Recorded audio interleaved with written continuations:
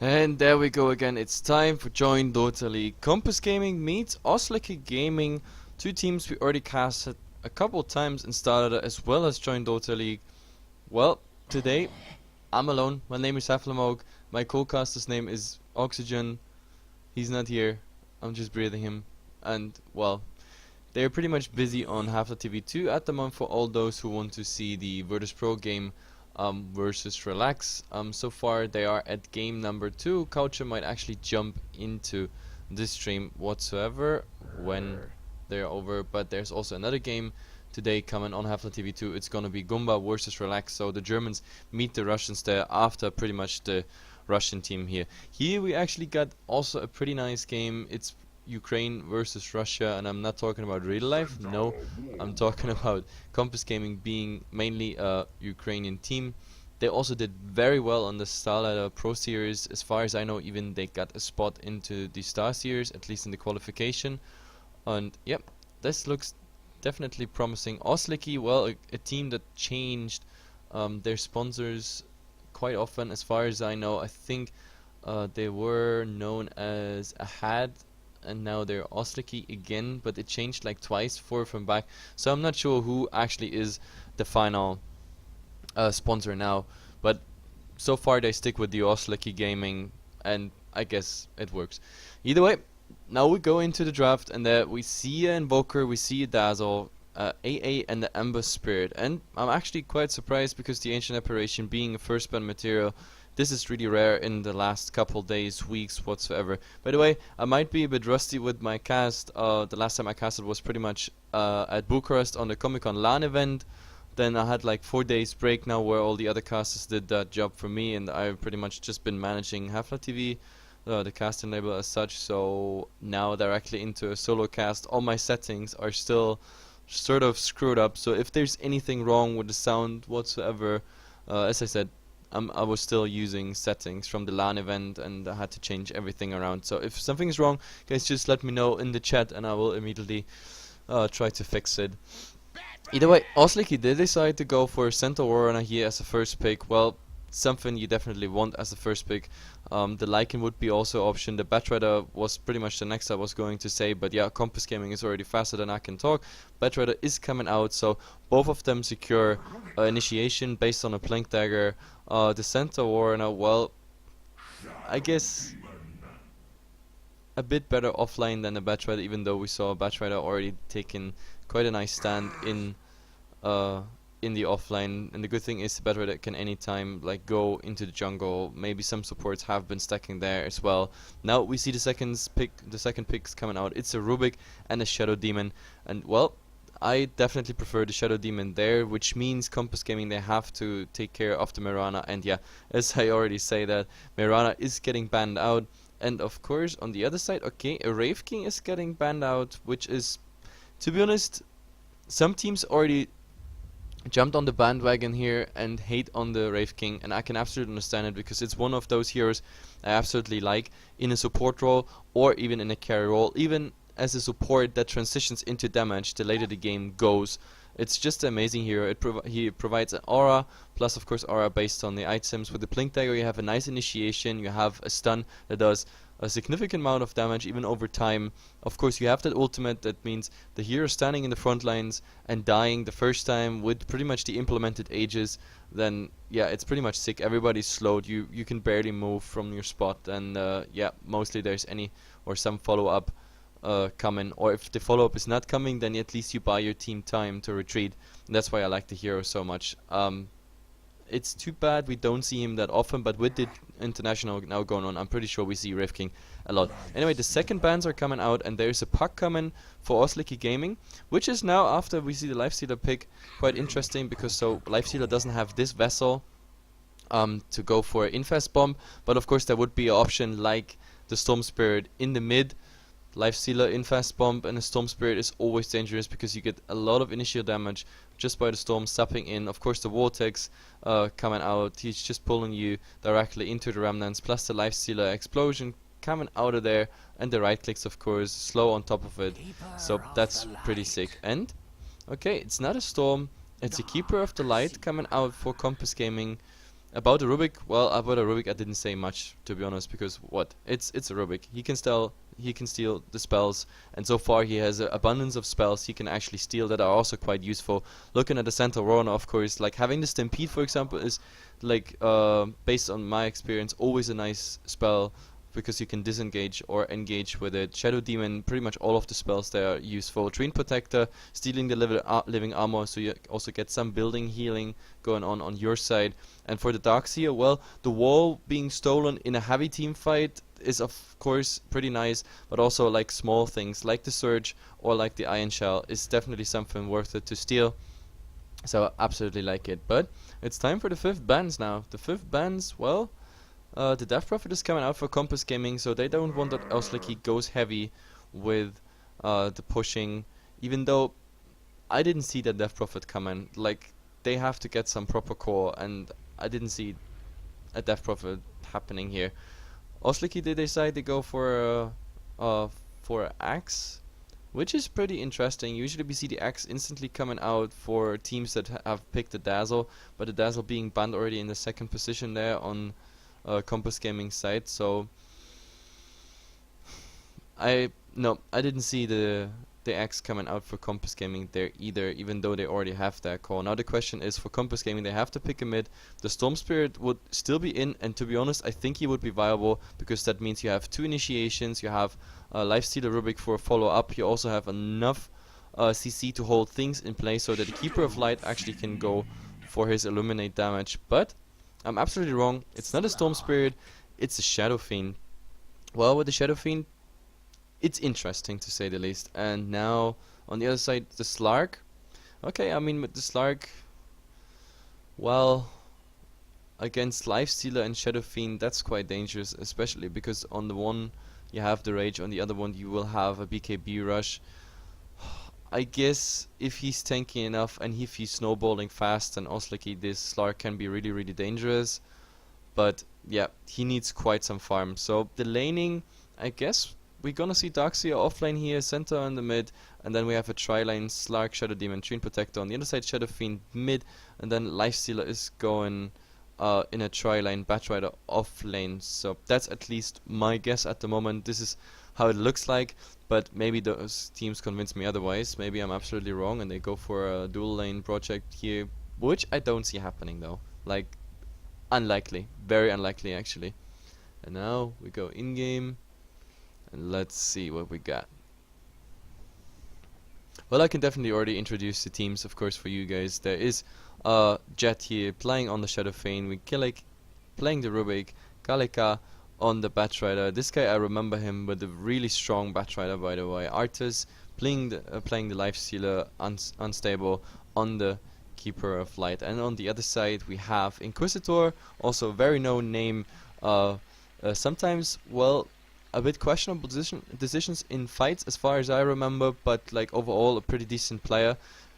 He's playing on the Slark, Judo playing the Darkseer, now just, yeah, hopped into the game. Komi here is on, or Komi, I don't know how to pronounce it, is on the Centaur Warner with a nice set, by the way. What set is this? Of the Warbringer. Okay, he got the complete set, looked like he bought it. But yeah, it's definitely looking good.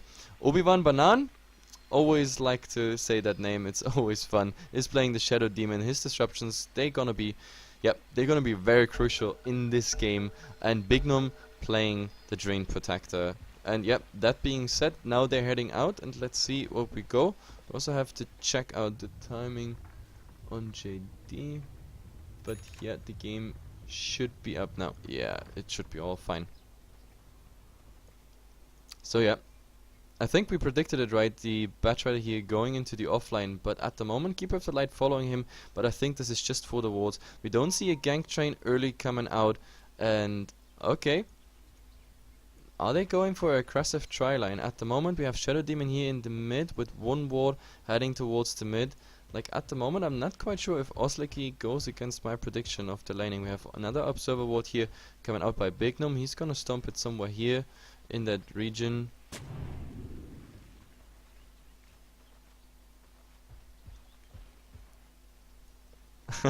Now the admin just, yeah, that wasn't a co-caster anyway. It's all good, but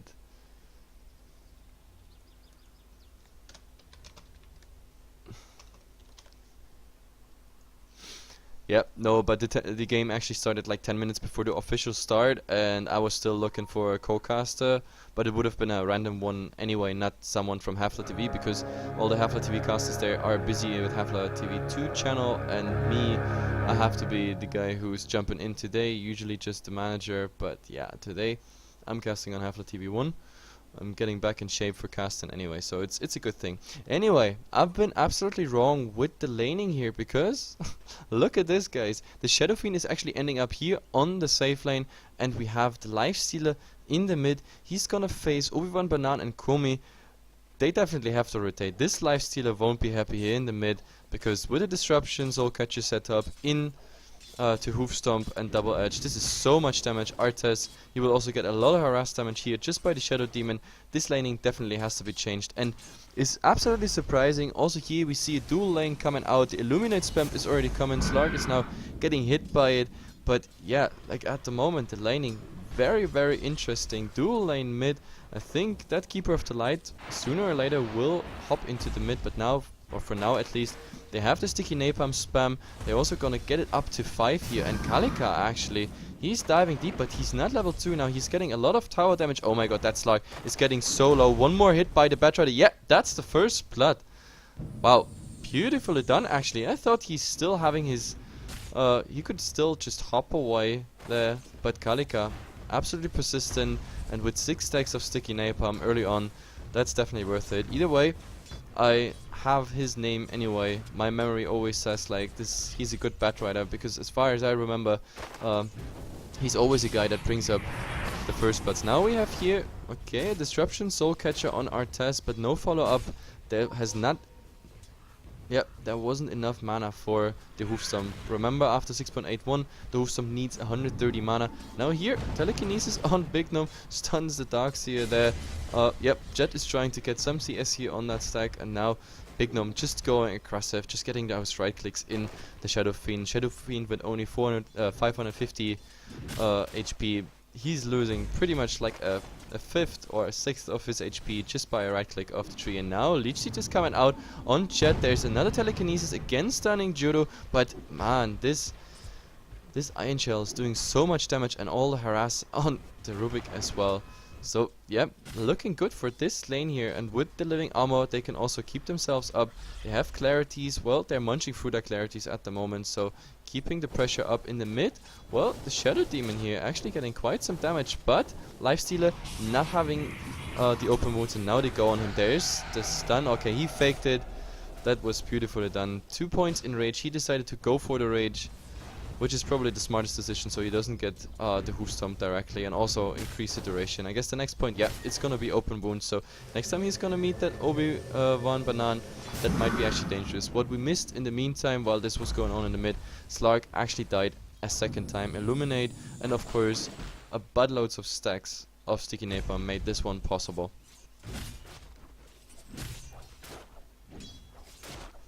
And now let's see, in the mid here, actually Komi getting quite low, but then again he has a bottle. Lifestealer, well, he didn't decide for a bottle, would also be a waste. And now, oh my god, they go on Slark again there. There's the Firefly. Now he's getting rid of that sticky napalm sticks, but Batrider at the moment has no aggro, but still so much damage now. Also Obi-Wan Banan coming and rotating in. There is a Salva and living armor coming up, but the Illuminate hitting Obi-Wan Banan. Oh my god, he got so much damage there. Also walking through the Firefly, so his rotation in the end not really useful. He has to chew through all of his tangos. He only got... This is a poor guy. This is some poor support. Now here top. Oh god. Big Gnome going aggressive. Another Telekinesis.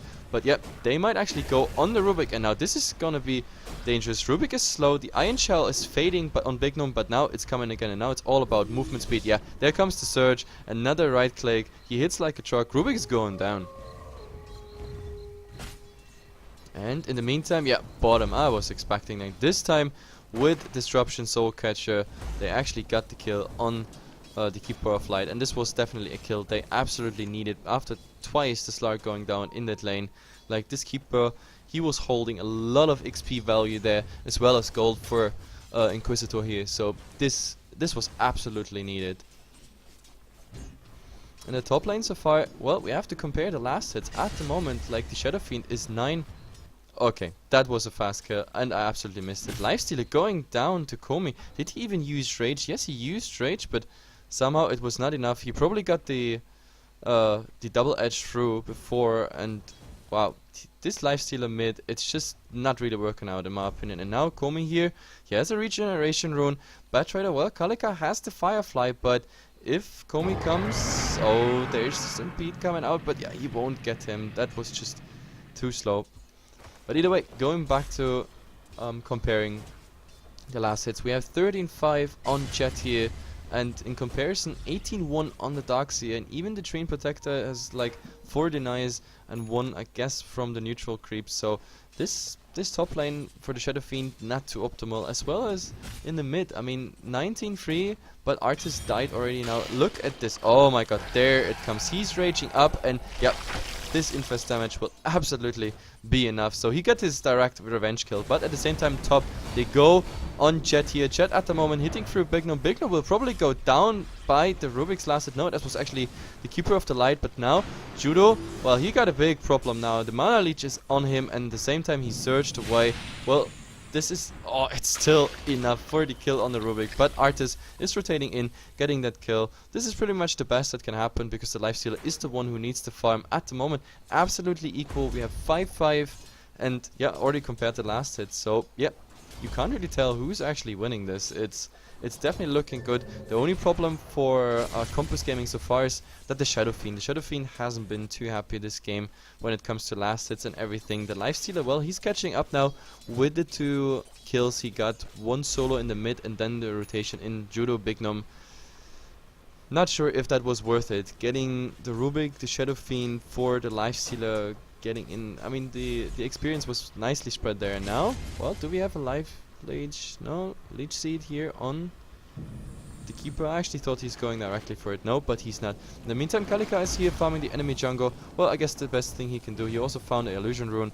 So yeah, he's definitely getting some nice CS off. And also this lane is just getting too dangerous for him, because if there's a disruption, the pounds hitting, even with Firefly, that's just, yeah, it's just too dangerous. And now let's see what we got here. Judo.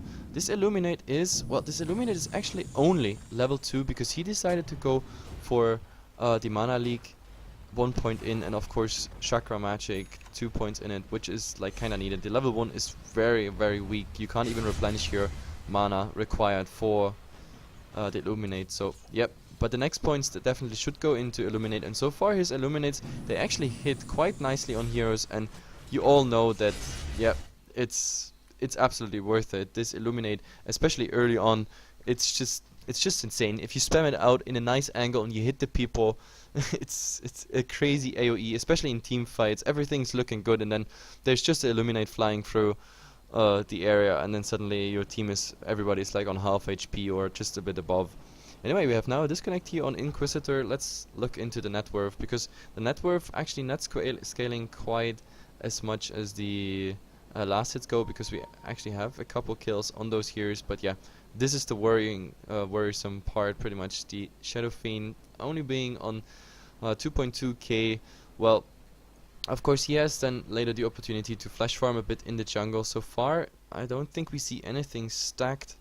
No, not even the, oh actually no, we have 1 stack here, and well, everything else has been also farmed by Bignum and with Iron Shell power, and of course Judo helping out there. So yep, Jet is the one I'm pretty much worrying about, but then again, well, as long as the Lifestealer and the Batrider keep this up, it's all fine. Like, we have to look at the Batrider actually.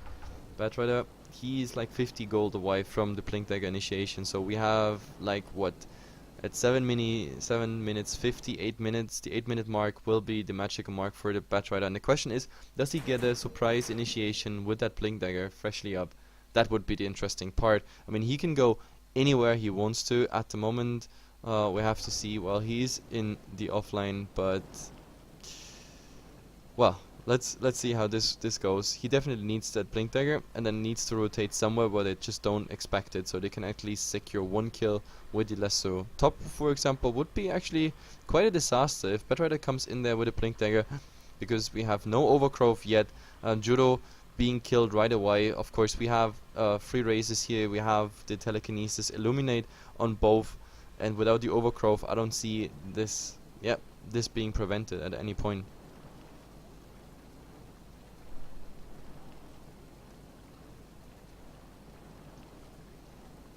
But now his reconnecting actually takes quite some time. Meantime, I can actually change my HUD. For some reason, it's not loading in properly. But now, yeah, there we go. Nice green HUD there. Always in the Heflatv colors. But yep, either way, his reconnecting is taking quite long now. Okay, I have no idea what that means. But, well, let's see.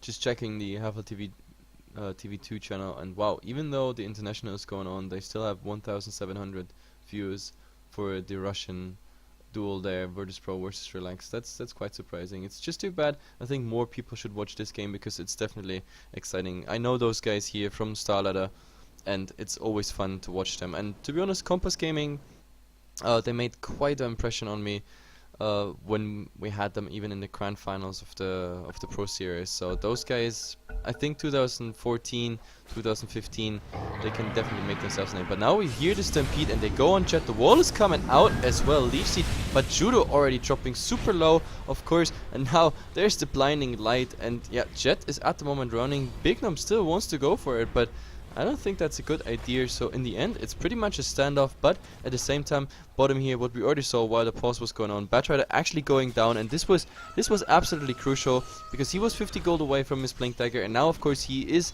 delayed. I was talking about a Blink Dagger at the 8-minute mark, but yeah, not working. Now we are looking at the 9-minute mark, but they're rotating in again. Big Nom now, okay, living armor is coming up, but I think this is too much damage. Oh, with the surge, no.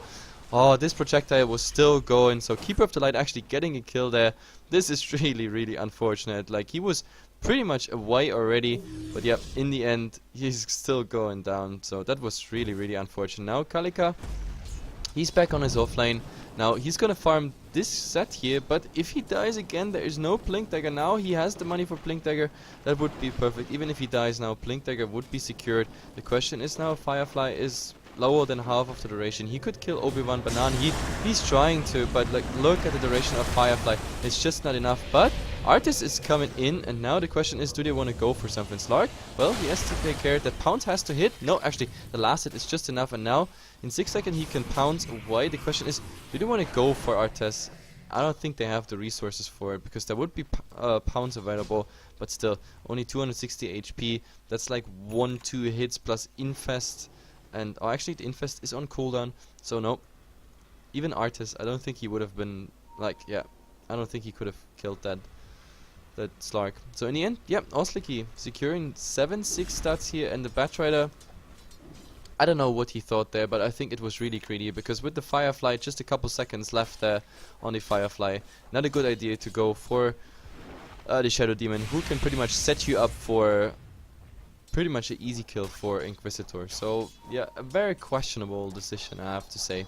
But either way, they're all pretty much back to farming, and Kalika, well, he kinda lost the surprise momentum now on the Blink Dagger. That's pretty crucial. I mean, I mentioned it at the 8-minute mark, he had the first opportunity to buy it, then he could have gone on any lane, made the initiation without Oslik knowing what's going on, but instead he decided to like pretty much suicide into Shadow Demon Slark, and with this, now Oslik, they know, okay, there's a Blink Dagger out, we have to be aware of that. So let's see where this goes now. Obi-Wan Banan here finding invisibility rune, and this is of course dangerous, especially if Kalika is now stacking and farming the jungle. Or is he actually interested in farming? No, I think this one is for Judo.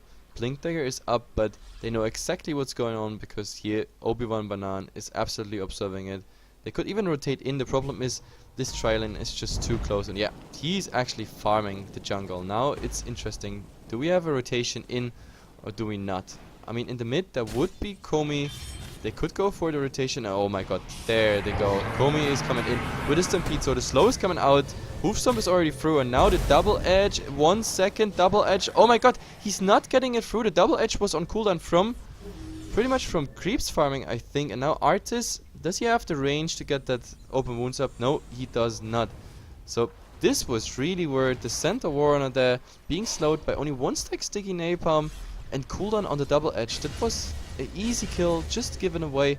Maybe the Shadow Demon also a bit too impatient there. He could have waited another 1 or 2 seconds to make this work. But yeah, didn't work out at all. And now, well, we're 11 minutes in. Even the top hall brawl didn't work out. We have to look already at the graphs a bit. XP wise, it's absolutely equal. When it comes to gold, well, Kompas Gaming at the moment farming a bit better. 1500 advantage here. But I don't think that's too much of an advantage. Like, give it 1 tower, give it 1 kill, and the entire thing is turned around. Now, Batrider though has to take care. The Firefly again running out, but okay. Slark not coming, but on the other side, Obi-Wan Banan spots him out. Now, there's the Soul Catcher and the Demonic Purge on Inquisitor. Hits it directly on spot. So, I don't know. Kalika here, I don't know. This mix of being super aggressive, farming the enemy jungle. Of course, I like it. Then again, it just doesn't work out. But here, Overgrowth now on unstable. Judo coming in. He already gave the Iron Shell to Big Gnome. Now, this is definitely enough. But Jet is saying hello, and inside of Jet, there was there was the Life Stealer saying hello with the Infest Bomb. So, in the end, a 1-for-1 trade. And I guess it's a better trade, to be honest. I mean, a Treant Protector who is giving gold and experience to the carries, and only a Coddle kill. I don't really know. I think they did quite fine, especially since both carries got it here. Now, okay, Kalika is back on lane, but in the meantime, I mean, Slark reached level 11, Batrider only level 8. This is pretty much, yeah, it's reflecting exactly what he did, because the last 3 deaths he had, at least 2 of them were absolutely unnecessary, so he could have gone for a more passive play and a better use of his Blink Dagger. The only good thing is, of course, Kompas Gaming, they have a Treant Protector, so they have to only defend the towers, keep up the defending, because the Rubik, or actually the Rubik, no, he gave it away. I thought he's gonna keep that living armor, but now he has been found by Komi. But oh my god, now Kaleka got here the Firefly. That's actually pretty nice. Obi-Wan is gonna take a huge damage here. He has nothing to eat through this. He will get a lot of damage here. Even self-disrupting is just buying time. So yeah, eventually he will go down. Now there is a Stampede, and the Stampede is actually there for unstable. Hoof Stomp, double edge, and that's an easy kill. Even here on top we see now Big Gnome.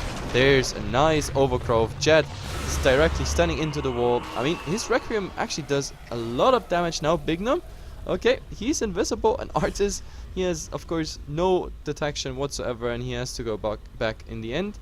Well, definitely nicely played by Oslik, getting good kills here, and Kompas Gaming, well, they could just secure that 1 kill on the Shadow Demon, which is, I guess, a sacrifice you can make.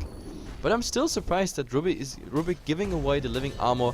That would have been such a nice deal. Oh my god, now he wanted that tower so badly, but now, oh my god, Artis is going in. He's so low. Now he needs the Infest. The Infest is actually coming out, but oh my god, he's barely getting any healing from it. Inquisitor, but he's not. No, he's not in range. Artis, man, he's playing there with fire, being around with 50 HP. Anytime the Slark could just pounce in and kill him. That was definitely interesting. But either way, Rubik giving away the living armor, that really surprised me, because look at the mid, that tower could have been healed, the other tower could have been healed, and now, oh my god, they found Jet again. Blink Dagger initiation, Hoofstorm, double edge, and of course Inquisitor playing with it as well. So Jet at the moment, he's just going lower and lower in net worth at the moment. 4.7, he's been overtaken now by the Darkseer, the Slark, and of course the center Warrunner. Now in the mid they also get that tower. Yep, it's gonna be secured by Judo. Judo also the one who's carrying the max. So to be honest, I think Oslik, they are ready to team fight. They got all what it takes. They have the initiation. Slark is tanky enough with drums and strength PTs.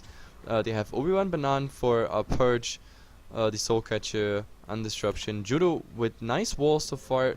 Actually, I guess they wanna wait for the level 11 wall.